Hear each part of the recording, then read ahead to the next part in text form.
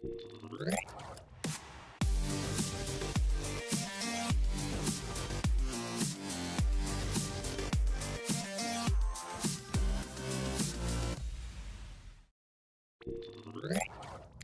and welcome to another episode of Daily Market Mastery with me, Christian Rauchenwald, on this quite surprising Wednesday. I hope you all had a great start or a great week so far. As always, before we jump into not the markets but into discussions about frequently asked questions, and I'll provide you with some updates regarding some of the projects that I've covered so far on this YouTube channel, let's get the usual disclaimer out of the way. Everything that I share in this live stream / video is my personal opinion and in no way financial or professional advice of any kind. You should always do your own research, consult certified professionals, draw your own conclusions, and make your own decisions.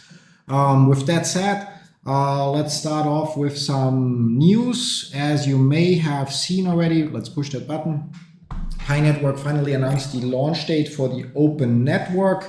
Also, don't forget to like and subscribe, as I mentioned here. And it's set for the 20th of February, so in 8 days. Yeah, the details read as follows. So pretty much it's a summary of, or it's an announcement for at 8 a.m. UTC, the transition to the open network happens. And then it's a summary of what happened along the way, which means now is the time.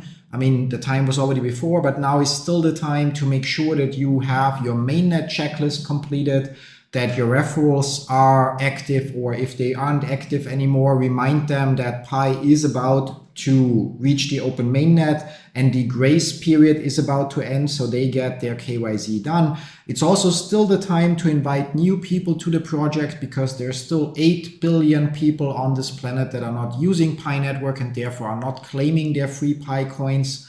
Yeah, so that about that, which is obviously, you can see, so condition 1 already solved, condition 2 with 10 million pioneers migrated solved. Apparently there are now more than 100 mainnet ready apps, so even though this is not a requirement anymore since December. However, the most important thing is that the team announces there will be no further delays to the open mainnet launch due to external factors. Yeah, so that would have been the condition they could have used in a bear market to say, okay, it's an unfortunate moment to launch, we'll wait for a bull market. Yeah, and they clearly state that is not going to happen. So congratulations, after years of pressing a button, we are now transitioning to the open mainnet. Now, with that piece of news, there are two,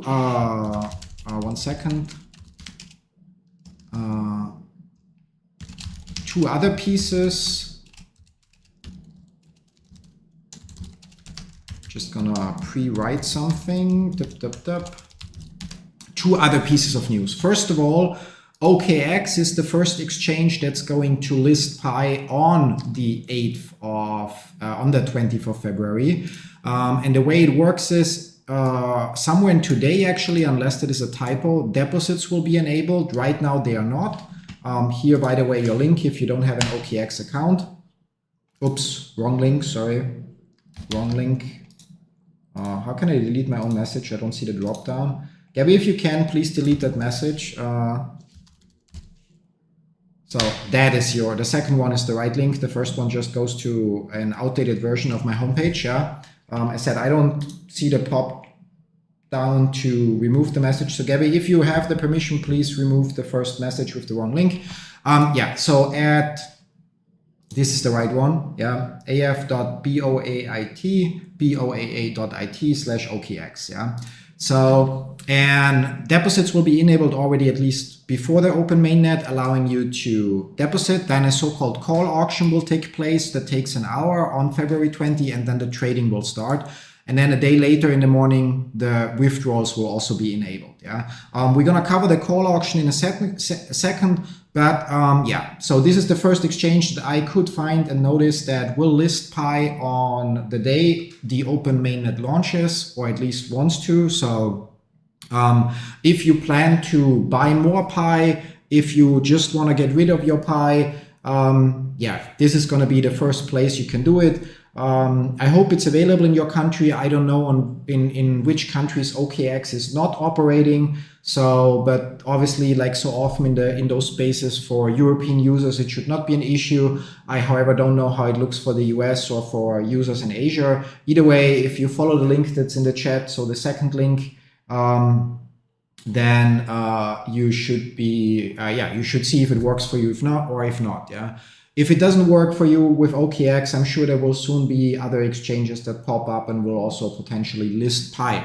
Now, before we look into what the call auction is, because that's an important aspect, we'll move on to another piece of news, and that is Games for Pi. So the Trade Your Pi website, that was actually, there's a lot of surprising news. Yeah, so I've shared in previous live streams that Trade Your Pi is a place that I've already tested that has a couple hundred positive reviews where you can actually already spend your Pi to buy products, or mostly games, hardware, phones, gaming consoles, or actually pretty much everything. Yeah? And I actually thought they would be looking forward to the open mainnet, but they will actually close their doors on like a day before the open mainnet launches. Yeah. Until then, you can see that you will get, I don't know how that plus minus 20%, but basically you should get 20% discount for all their products. It makes sense if they simply build Trade Your Pi in order to accumulate more Pi as a speculation that it will trade higher than what they are offering as an exchange rate. I thought they will continue the business, but it looks like they are going to say, okay, thank you. We don't want to be active in the open mainnet anymore. There has been no additional information other than, we'll say thank you. Yeah. And so basically what that means is if you want to spend your Pi now at around 25, 26 cents per Pi, you can still till the 19th use Trade Your Pi to buy games, gaming consoles, phones, and a bunch of other stuff. If you believe, I also didn't expect that. So, okay. Thank you, Gabby, for trying. Maybe if I just cannot wait. Yeah, then the overlays don't work anymore. Wow, yeah. 1 second. If I close that, then I can, remove. So now it's gone. And now I have to do that. Just annoying because I have to close the chat pop-up, and which means I'll have to make an adjustment in the stream as well, because then now that screen share, there we are, studio mode disable. Okay, so anyway, now the message is gone. So as I said, that's the right link to open your OKX account if you plan to be there. Yeah. Now, and as Irina says, she didn't expect that. I also didn't expect that Trade Your Pi will basically shut doors, but it is, yes, thanks for pinning the message. It is what's happening. Yeah. Now, so the auction part, that's the important part, the call auction part that's going to happen. That is actually where the rubber meets the road. This is this is what will set the starting price, which again, as a reminder, when you look at CoinMarketCap, you find the IOU, which clearly is not the official Pi, which is trading at $60 per Pi, and there are 68 million Pi. And technically, once the open mainnet launches, exchanges will have or would have to buy those 68 million Pi to actually distribute them to the user base, which means for the exchanges that listed the IOUs, it would be in their interest or favor to have a low value, because they sold it, as you can see, for $60, $70, $80, or actually initially for $50. Yeah. And if they can buy them back for $1 per Pi, then they would obviously pocket a huge profit on those 68 million Pi. Yeah. That are IOUs. Again, those are not real Pi. Whereas for real Pi, there is then a separate page that will be obviously have price listing information and so on in the next couple of weeks.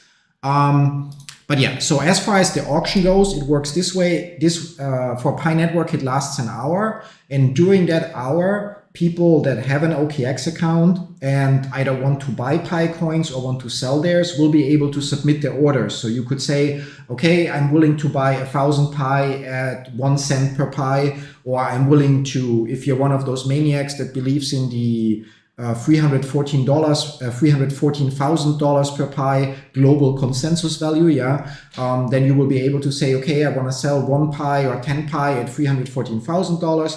So there will be 1 hour where people can do that, or actually 55 minutes.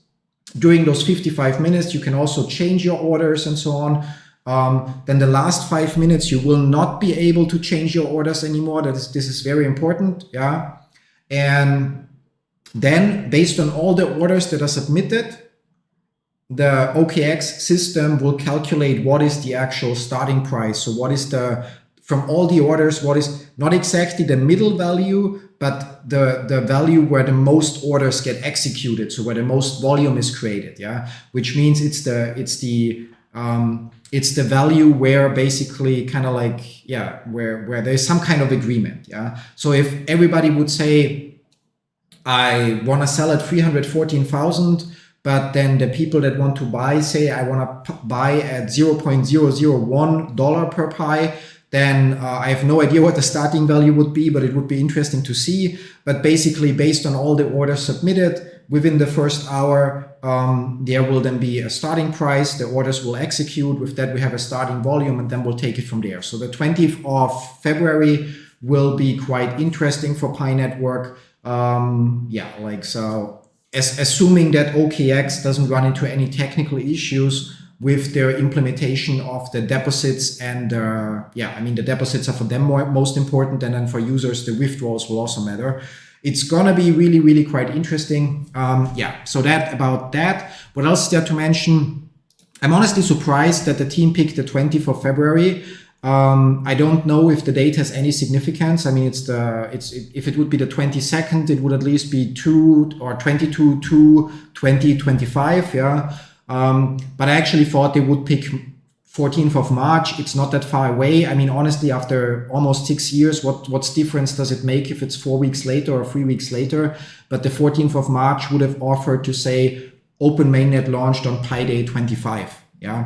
So, but it is what it is. So launch date is there, and it's going to be interesting to see. As said, surprising news. Not only, I mean, we expected the launch date. I would have, as said, expected the Pi Day, because that would have been the kind of like nicer date fitting to the project. But 20th of February is sooner and also works. I did not expect that OKX will be the first exchange that actively says, hey, we're going to list on day 1. And I also did not expect that Trade Your Pi is actually closing their doors, which means they simply spent their money, so their fiat currency, to buy goods, to physical products. So they spent their money in fiat currency to buy goods that they then sell to you for pi at around 25 cents per pi to accumulate a shitload of pi. Simply on the speculation that it will trade for more than 25 or 26 cents per pi. So it's going to be interesting to see, because if pi trades below 25 cents, then the people behind Trade Your Pi will have at least initially a huge theoretical loss. If it trades at at 50 cents, they would have basically doubled their investment. If it trades at $1, they would have not tripled, but quadrupled their investment. So it's going to be interesting to see. But again, this was also kind of like a surprise and a bummer. Now we can close all of that, not relevant anymore. As said, the link for OKX is pinned. So if you want to create an account and be among the first that can buy and sell Pi coins at OKX, then use that link. And with that, we get to the usual part of the video, or the usual part of the live stream, where we look into the comments that I get on the videos or the questions that you have in the chat. Quick reminder, circling here.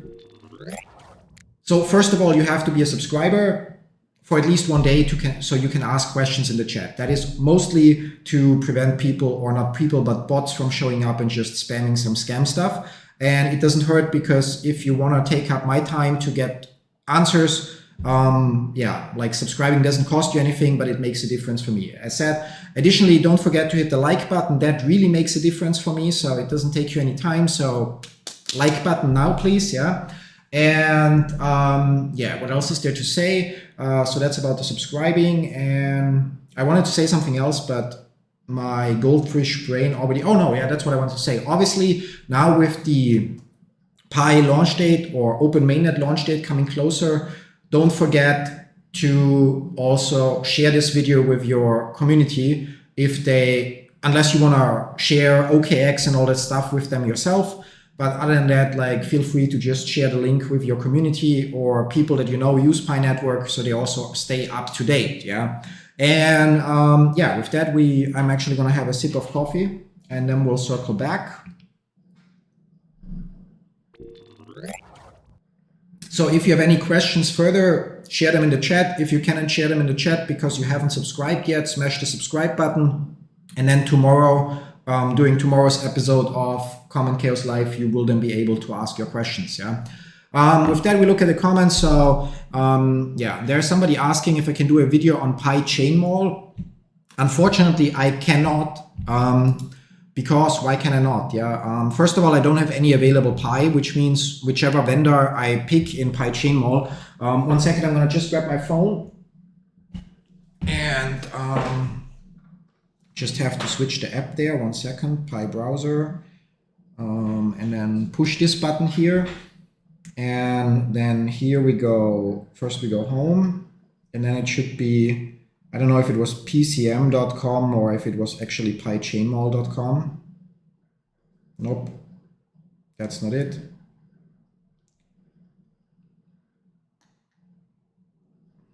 So let's see if we can get the right URL. Yeah, so picm.com, that's the Pi Chain Mall. So while I could look at an offer, so there's obviously a search, so instead of global, I could say I want to, no, come on. No, not what I wanted to do. Home, and instead of global, I cannot select it. Okay, that's great, yeah. So it's a little bit like AliExpress or Alibaba or whatever, yeah. So with a lot of obviously cheaper products from Asia. But the point is, if I were to pick this product, yes, I would have to log in as well, yeah. So, God, great. Okay, back, account, login.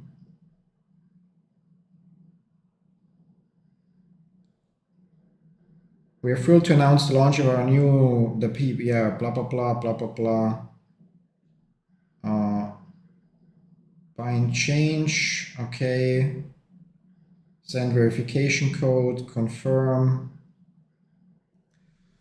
The interface is quite annoying, but that's of a lot of Asian apps. Checking the email, okay. So anyway, yep, there it is. So find all apps. Verify failed, very, very useful. Thank you very much.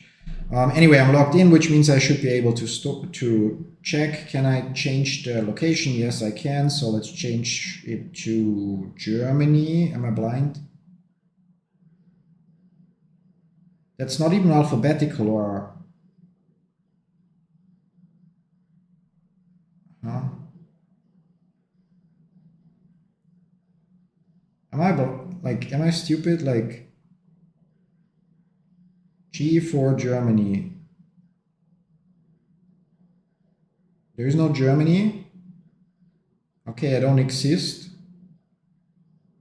Now I'm curious, is there Austria, or did they exclude European countries?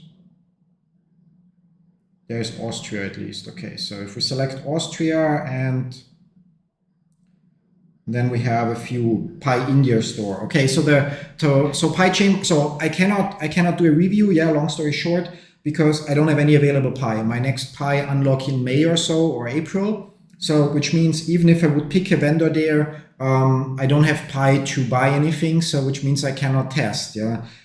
Besides that, as you can see on the listings, the left ring here is from Pi India store. The right one is from some, I don't know, Chinese store. So then the item here is from Kashira, that one as well, that one as well. Or they might actually be listed in, so their games might actually be from a pioneer in Austria, yeah, because I filtered by country. Although as we saw, I could not find Germany. Let's try this again, but there, I'm blind, yeah. I was really just blind, yeah. So there is no help. If I would have Pi available right now, and I would buy this Bluetooth headset from Cry 007, yeah, for 65 Pi, and he ships it to me, then that's great. Then it proves that he's a legit seller, and but it doesn't prove that with all the other sellers or vendors on Pi Chain Mall you will have no problems. Yeah. Now the way Pi Chain Mall works, you should theoretically be safe because you don't pay them directly. You pay Pi Chain Mall, and then once the package arrives at your place, they basically release the funds to the vendor, or maybe with an additional delay or so. But that might still mean that it may be, I'm not saying it is, but maybe it's possible that I list something, you buy it, and then I just send you a box full of bricks, yeah. And because I ship it, there's a tracking number, it says delivered, and it releases your coins. So you might then be able to give me a review, although I don't see reviews here for the profile, so it might not be an option to give a review. And which means then I still would be able to basically, in quotes, scam you out of your coins. So Pi Chain Mall itself is definitely a legit app, but it's like ordering on a marketplace. Like eBay is a legit business, but that doesn't mean that you will have a great experience with every single person or business that's selling on eBay. Yeah? And I cannot review it because I don't have available Pi. So that's the long story short of it. Yeah. When we circle back, moving on here a little bit, it's bad timing, but that reminds me. We can grab my playlist, not playlist, but all my videos about Pi network. So if you're looking for a specific answer, chances are in the 40 or so videos that I've graded so far, it's already covered. So if it's about the grace period, what you do when you lost your passphrase, what you do when you got scammed, what you do when you see the no slots available for your KYC application, what to do if your KYC seems to be stuck, and so on. How proof that Trade Your Pi is legit, and also Games for Pi on Reddit, covering what the IOU listings mean, and so on. So you can just jump into that playlist, pick the video that has the right topic, and get your answer there. Yeah. Now, here's another user that got hacked. This, to be fair, is wrong. Nobody gets hacked. And it's like I'm splitting hairs here. I understand that, but it's still a difference because your passphrase got exposed. Either you shared it actively because you maybe tried to sell Pi coins and the person that claimed to buy it got you to enter your passphrase on a fake website, or you had a compromised app on your phone that went through your photos and scanned them for passphrases, and you stored your passphrase as a screenshot. Yeah. So, but you didn't get hacked. Like there's no hacking of wallets. It's simply human error. Yeah. And I'm sorry for your loss, but look at it this way. There's still more Pi that you can get migrated. You are still among the, not even 100 million users that joined so far.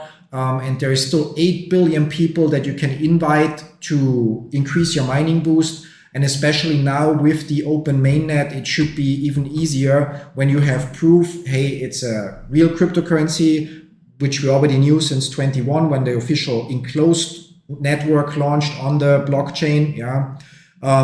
It's tradable, and it has a value. Yeah. So now is the time, if you had hard time before to convince people or to basically show people, hey, this is something where you can earn some crypto in quotes for free. Now is the time to get as many of the remaining 8 billion people to join as possible. And then in the long run, the 582 Pi that you lost because you didn't take care of your passphrase, as sad as it is, will probably not be a big issue. Yeah. And learn your lesson.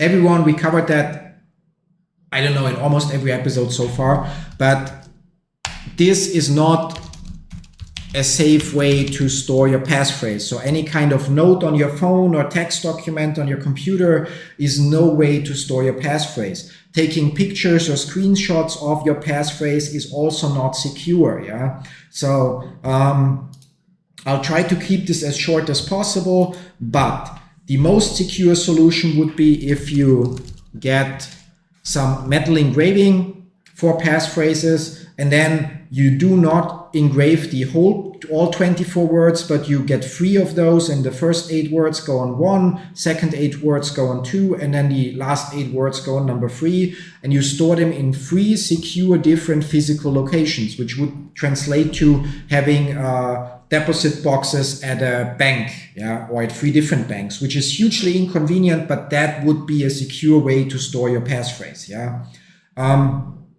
If you write your passphrase down on a piece of paper, so if this would be the paper with my passphrase and I leave it on my desk, any visitor, any burglar or whatever could just see, 24 words. They might know it's a passphrase, and then they can start trying different wallets to see which one it unlocks. So it's also not secure. Yeah.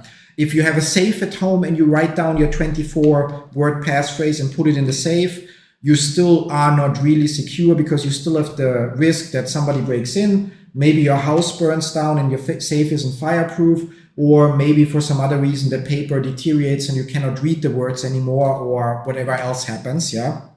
So that's why, for me personally, I believe the best solution, in quotes, so not the most secure, because the most secure we already covered with the metal engravings, yeah. But the best solution in terms of security and convenience is to use, for example, 1Password. That will cost you $60 per year, so $5 per month, or maybe it's available cheaper on personal plans or so. There are also other password managers out there. Do your research if they're also as good, yeah. But then if you use, first of all, for 1Password, not your primary email address. So if your email is, I don't know, john@gmail.com, you don't use that for 1Password, but you use an alias. Yeah. Then you define a secure master password, and then during the sign up, you will get a PDF that will contain a secret key. I can show you an example of that. Yeah. So images, google.com, 1Password recovery kit. So when you sign up, you get this PDF here that actually has a secret key written here. Maybe we see a picture that has one shown. There it's covered. There is one. Yeah.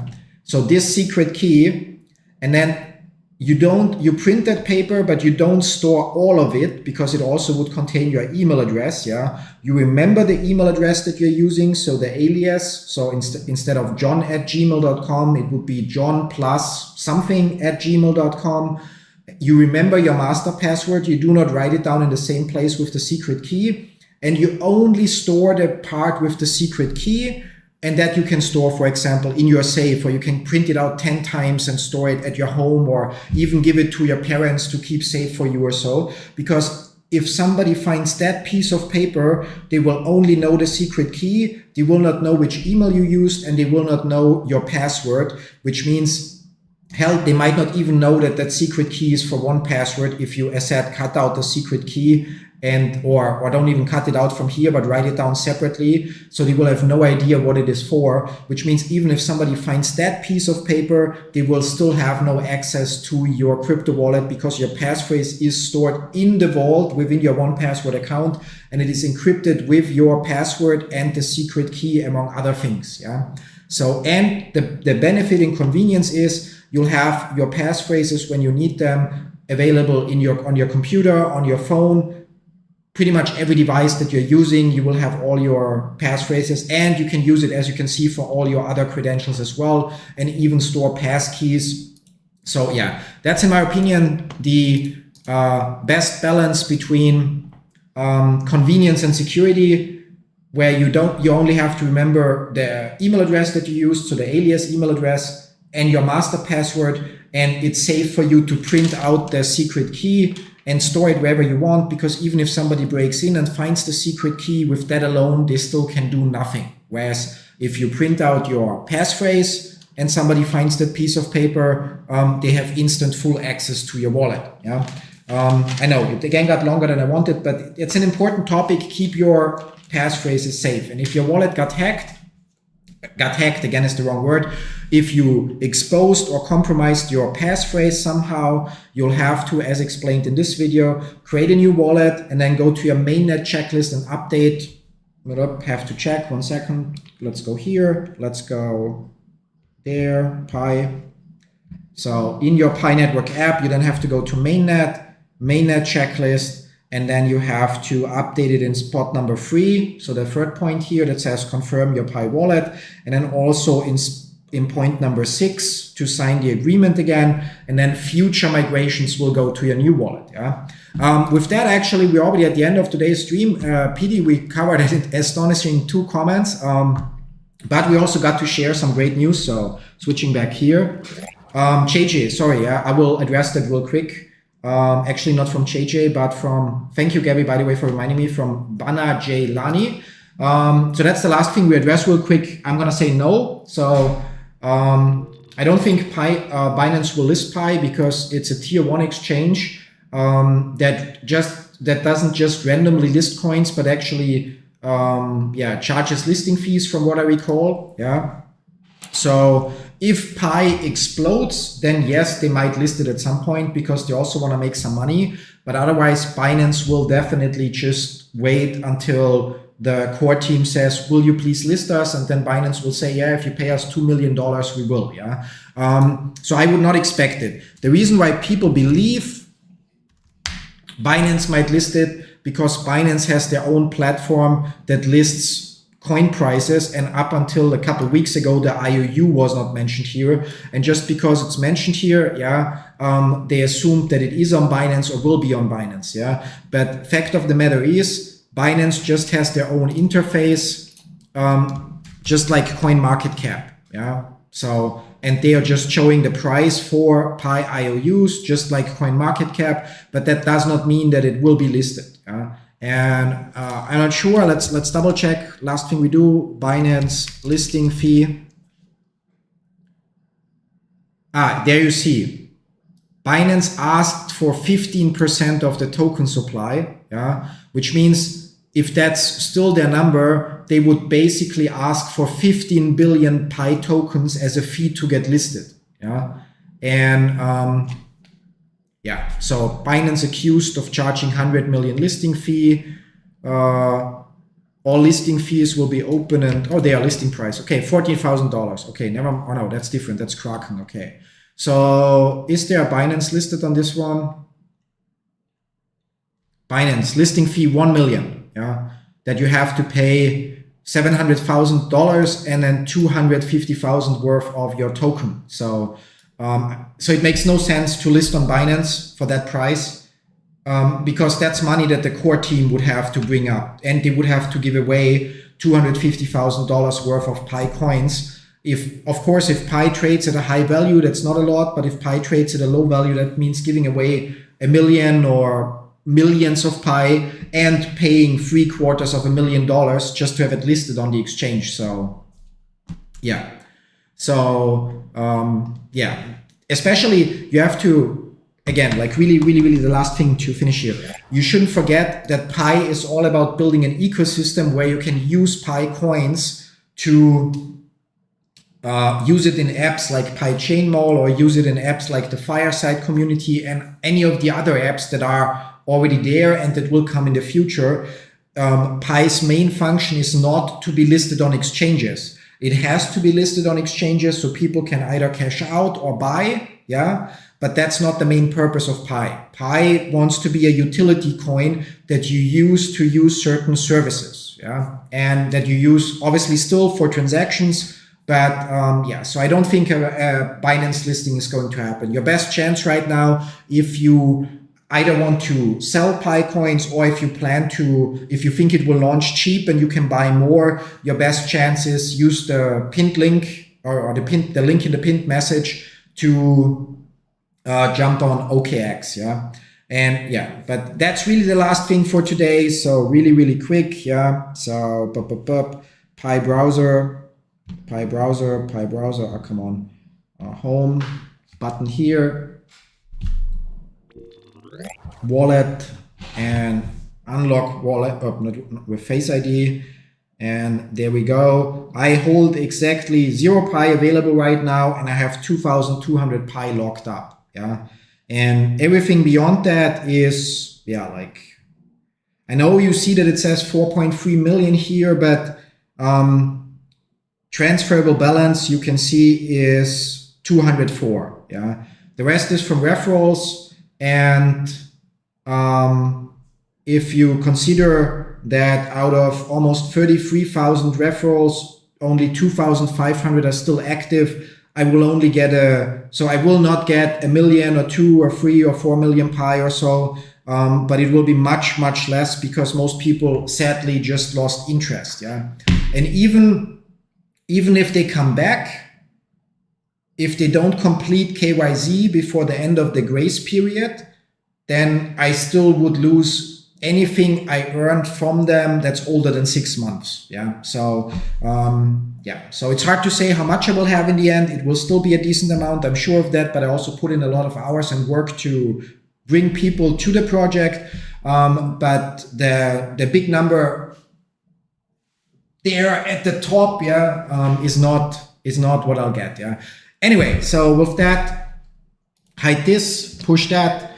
Last reminder, like, subscribe, enable notifications, especially the thumbs up helps me a lot. So please press that like button. And thank you for stopping by. It's going to be some interesting 2 or 3 weeks until the 20th when the open mainnet launches, and to see how the trading launch on OKX goes and what price will actually be the price that Pi will be traded on. I wish you all a pleasant rest of the day. And with that, then see you all tomorrow with another episode of Common Chaos Live. Till then, bye-bye.